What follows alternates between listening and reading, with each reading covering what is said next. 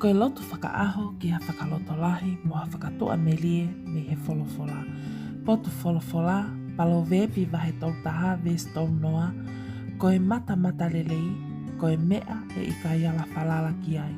Pea koe hoi hoi fua, koe mea ha molofia. Koe whewhine oku apasia ki a Sihova, ko enia e whakamalo ia e meni. Ke tau lotu. Tamai, whawhetai, koe whakahinohino mo ia konaki ai wholofola he ahoni. Lahi e taimi ko mo ua hono turi e mata lelei, pea mo e whenga ki he hoi hoi fua. Ka oku tala mai he wholofola he ahoni, oku ikai koe whalala a ngāia. Oku ikai koe mea e nia ke haaki fuu ki ai ai mo ui. Ka koe whewhine oku apasia ki a Sihova, ko ia ia e whakamalo ia.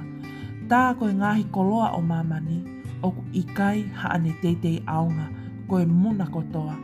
Mahu inga pe ai teu hoku sino i tua, ka oku toe mahuluange ai mo ui oku apasia ki he awhiona.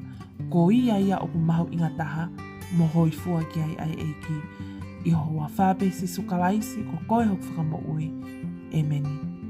Whakamalo at kia te koe o ko ki kao mai ke ta lotu hufia he hoani. Ngahi ahoni, fuulahi, hono whakamahu i ngai, ai mata lelei, moi filio i e whotunga, moi sino, ua whoaki he eiki. Ka oku ikai, koe whalala a ngāia. Oku ikai, koe mea ia ke tuuai e tau amanaki, pea tau mo ui aki, ikai. Koe mata lelei, moi hoi fua, ai toko taha oku ne tali ai eiko sisu kalaisi, te unga akia ene mo ui, pea koe ataki tua, koe hoi fuaia moe mata lelei.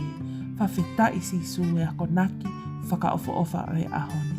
Lotu mau pe ki e ki, whainga maali e kotoa pe ho o mo ui, pea tene whakahai, si e tau ngai whia mau kotoa pe. Don't forget to subscribe for daily prayers of hope and encouragement from the Bible. Thank you and God bless.